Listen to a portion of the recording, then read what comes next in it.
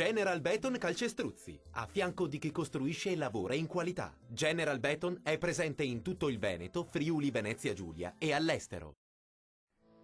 Ben ritrovati al meteo. Tanto sole sulle nostre regioni, saranno rare le precipitazioni, ma vediamo il dettaglio.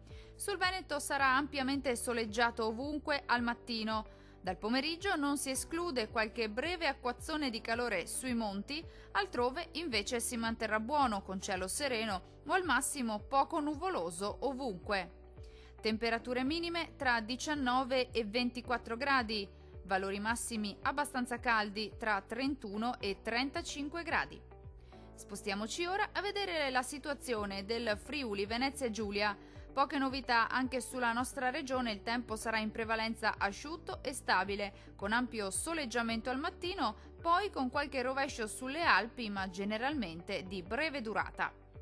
Temperature minime tra 21 e 23 gradi, valori massimi oscillanti invece tra 32 e 35 gradi. Infine, la situazione meteorologica del Trentino Alto Adige. Prosegue il bel tempo un po' su tutta la nostra regione, con ampio soleggiamento ovunque. Qualche temporale, tuttavia, sarà possibile durante le ore pomeridiane un po' su tutti i settori regionali. Temperature minime intorno ai 20 gradi, valori massimi oscillanti invece tra 33 e 37 gradi circa.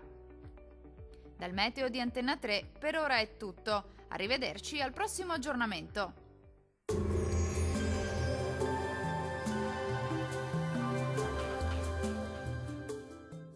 General Beton Calcestruzzi, a fianco di chi costruisce e lavora in qualità. General Beton è presente in tutto il Veneto, Friuli, Venezia Giulia e all'estero.